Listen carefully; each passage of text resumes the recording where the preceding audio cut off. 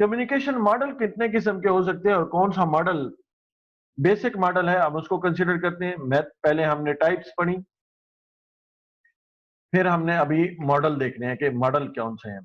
इसके अंदर basic model है कम्युनिकेशन का, जिसके अंदर सेंडर हो सकता है या सोर्स हो सकता है, सेंडर होगा और एक रिसीवर होगा। बेसिक कम्युनिकेशन मॉडल में सेंडर और रिसीवर हो सकता है, एक साइड पे सेंडर होगा और एक साइड पे रिसीवर होगा। मैसेज जो डिलीवर करना है या कम्युनिकेट करना है वो इनकोड होगा, दूसरे एंड पे रिसीवर की बेस पर डिकोड होगा। इसके दरमियान में कोई भी चैनल हम इस्तेमाल कर सकते हैं, वो चैनल मैसेज को दूसरे एंड पे हमें पहुंचाएगा और इस चैनल के दरमियान कुछ नॉइज भी हो सकता है। क्लियर होगी? लेकिन नॉइज कैंसलेशन बेसिक मॉडल में नहीं होती। तो इसके अंदर कल्चर जो होगा वो इन्फ्लुएंस कर सकता है। बेसिक मॉडल के अंदर कल्चर जो है इन्फ्लुएंस कर सकता है, ये फैक्टर कंसीडर करना होगा। लेकिन बेसिक मॉडल में इसको एड्रेस नहीं करते, बेसिक मॉडल में हम इसको एड्रेस नहीं करते। लेकिन इसके अंदर बेसिक मॉडल में कोई एग्जाम पॉइंट ऑफ व्यू से भी क्वेश्चन आता है मोस्टली कि कम्युनिकेशन का जो बेसिक मॉडल के कंपोनेंट हैं वो कौन कौन से हैं। उसके अंदर 3 कंपोनेंट इन्वॉल्व होंगे। एग्जाम के अंदर जो आंसर दिया जाएगा वो होगा, वो एक सिलेक्शन होगी जिसके अंदर मेंशन होगा सेंडर, रिसीवर और मैसेज या चैनल। इन दोनों में से वर्ड में से कोई एक जो है वर्ड इस्तेमाल किया गया होगा। तो ये सिलेक्शन आपको सिलेक्ट करनी होगी, सेंडर, रिसीवर, चैनल या मैसेज। तो बाकी जितने भी आंसर दिए होंगे वो रॉन्ग होंगे। तो ये की पॉइंट था बेसिक मॉडल का, इसको कंसीडर करना है। दूसरे जो मॉडल्स हैं कम्युनिकेशन के वो इंटरेक्टिव मॉडल है। दूसरा मॉडल अहम मॉडल है कम्युनिकेशन की बेस पर। जो मॉडल्स में से एक इंटरेक्टिव मॉडल जो है वो बड़ा अहम मॉडल है, इसको कंसीडर करना है। ये बेसिकली इसके अंदर सेंडर होता है और एक रिसीवर होता है। मैसेज इनकोड होता है, दूसरे एंड पे डिकोड होता है। बेसिक मॉडल में हम सिर्फ इतना बताते हैं कि मैसेज पहुंच गया है, लेकिन इंटरेक्टिव मॉडल में हम क्या करते हैं, मैसेज पहुंचने के साथ साथ ये हम सेंडर को एक्नॉलेज कराते हैं कि मैसेज अंडरस्टैंड भी हो गया है। तो इनकोड मैसेज क्लियरली होता है, इनकोड द मैसेज क्लियरली।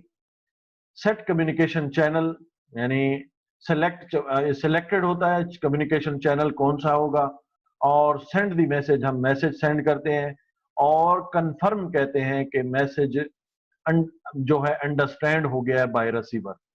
तो इंटरेक्टिव मॉडल के अंदर डिफरेंट ये है बेसिक मॉडल से कि हम ये बेसिक मॉडल के अंदर ये एक्नॉलेजमेंट नहीं करते कि सेंडर के बाद जो रिसीवर को मैसेज रिसीव हुआ है वो अंडरस्टैंड हुआ है कि नहीं हुआ। इतना एक्नॉलेज होता है कि मैसेज रिसीव हो गया है, ये एक्नॉलेजमेंट होती है।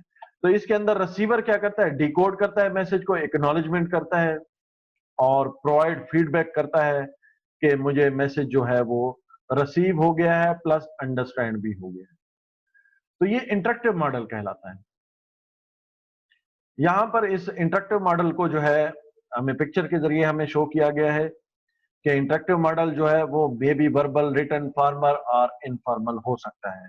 इसके अंदर सेंडर और रिसीवर होगा, जिसके अंदर जो है वो कंफर्मेशन होगी। इंटरेक्टिव मॉडल के अंदर मैसेज डिलीवर हो गया है और सेंडर ने रिसीव करने के बाद क्लियरली जो है वो अंडरस्टैंड कर लिया है।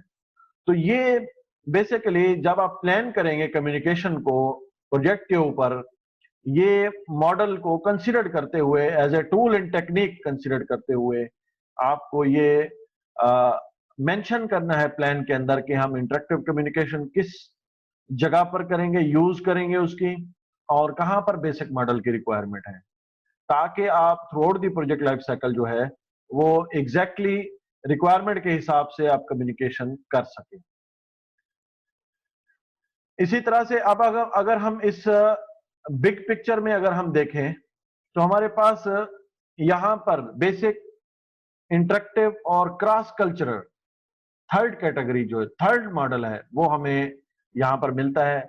इनको हम बेहतर अंदाज में इस स्लाइड में हम देख सकते हैं कि बेसिक मॉडल में हमारे पास सेंडर, रिसीवर और ट्रांसमिटेड चैनल, यानी मैसेज ट्रांसमिटेड हो गया चैनल के थ्रू, किसी मीडियम के थ्रू, और ये एक्नॉलेजमेंट करता है रिसीवर जो है कि मुझे मैसेज रिसीव हो गया।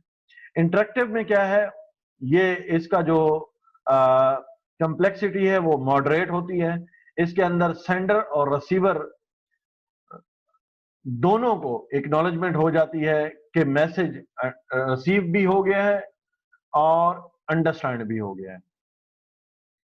और क्रॉस कल्चरल जो कि कम्प्लेक्स एक मॉडल है कम्युनिकेशन का, इसके अंदर क्या होगा कि सेंडर और रिसीवर दोनों के दरमियान किसी मीडियम के थ्रू कम्युनिकेशन होगी।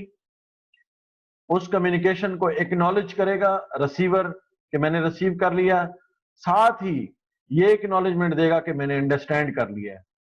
लेकिन इसके अंदर और इंटरेक्टिव के अंदर नॉइज का डिफरेंस है कि नॉइज कैंसिलेशन हो जाएगी क्रॉस कल्चरल में। इसका यह मतलब हुआ कि अगर डिफरेंट लैंग्वेजेस भी हैं तो भी अंडरस्टैंडिंग में प्रॉब्लम नहीं होगी। कोई और किस्म का नॉइज है जो कि अनवांटेड है, वो भी हमें इस क्रॉस कल्चरल मॉडल में वो प्रॉब्लम नहीं क्रिएट करेगा। नॉइज कैंसिलेशन होगी रिसीवर एंड पर भी और सेंडर एंड पर भी, कि उसको सही अंडरस्टैंड भी हो गया है, मिल भी गया है। तो ये कॉम्प्लेक्स मॉडल है बेसिकली, जिसके अंदर जो है वो हम इन चीजों को कंसीडर करते हैं।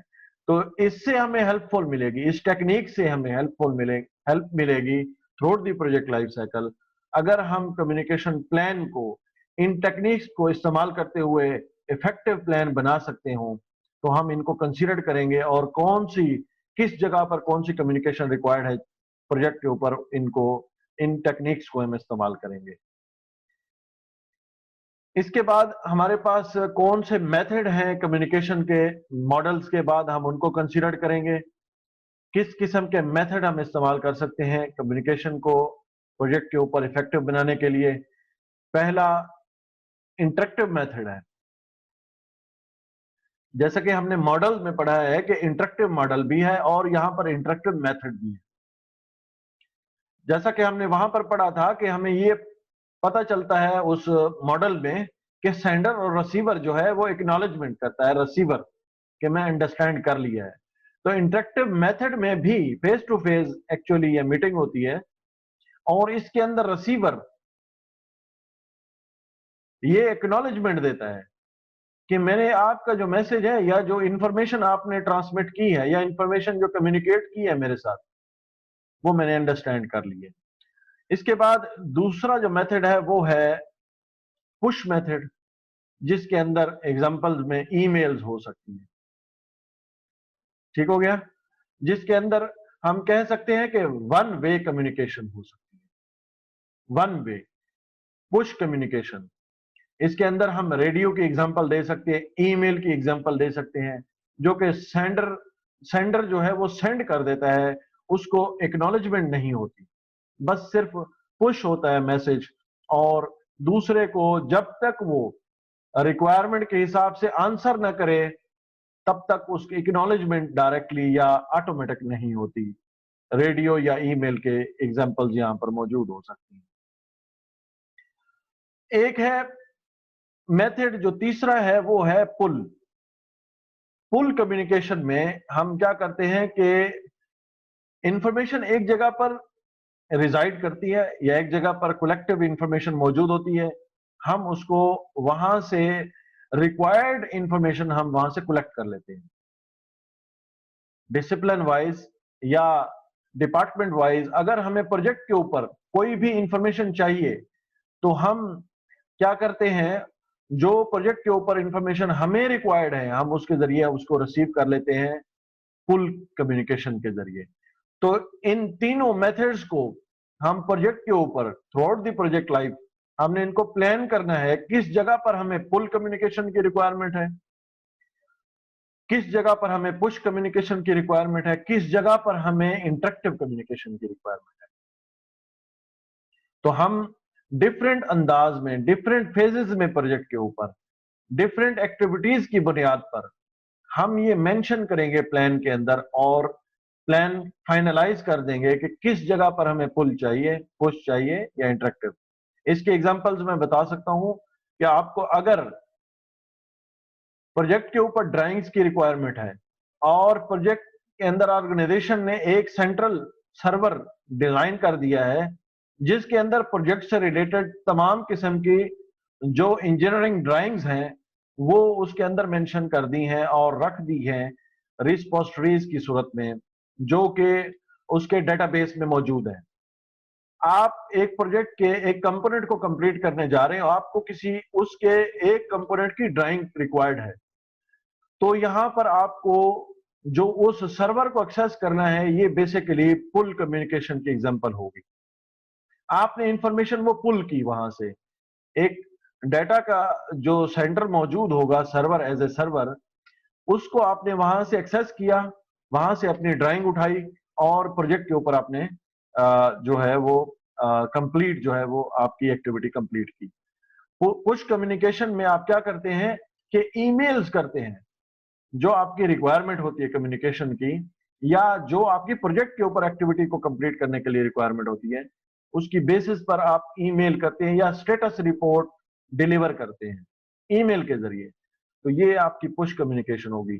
मीटिंग्स इसके अंदर जो है वो इंटरेक्टिव कम्युनिकेशन की मिसाल है, या इंटरव्यूज हो सकते हैं प्रोजेक्ट के ऊपर स्टेक होल्डर्स के साथ, ये इंटरेक्टिव कम्युनिकेशन के एग्जांपल्स हो सकते हैं।